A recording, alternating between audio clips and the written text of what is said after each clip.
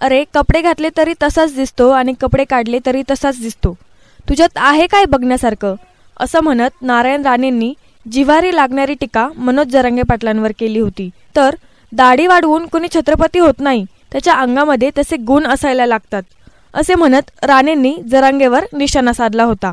दाढी राखणं म्हणजे मर्दपणाचं लक्षण आहे, असं वक्तव्य मनोज जरांगे पाटील यांनी केलं होतं.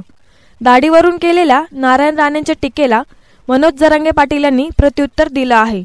तर देवेंद्र फडणवीस यांचं ऐकून नारायण राणे यांनी मराठ्यांच्या अंगावर येऊ नये, असंही मनोज जरांगे पाटील म्हटले आहेत. ज्या लोकांनी दाढी वाढवली त्यांच्याबद्दल नारायण राणे बोलले असतील. एखाद्याला दाढी ठेवण्याबद्दल चीड असू शकते, तर दाढी राखणं म्हणजे मर्दपणाचं लक्षण असतं. पण मी त्यांना उत्तर नाही देत.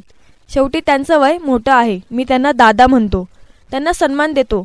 पण सन्मान या शब्दाचा अर्थच त्यांना माहिती नसेल तर मी काही करू शकत नाही, असे मनोज जरांगे पाटील म्हणाले. तर नारायण राणे जे बोलतायत ते देवेंद्र फडणवीस यांचे शब्द आहेत. त्यामुळे एकच सांगेल, गोरगरीब मराठे आणि मराठ्यांच्या अंगावर येऊ नका, असा इशारा मनोज जरांगे पाटील यांनी नारायण राणे यांना दिला.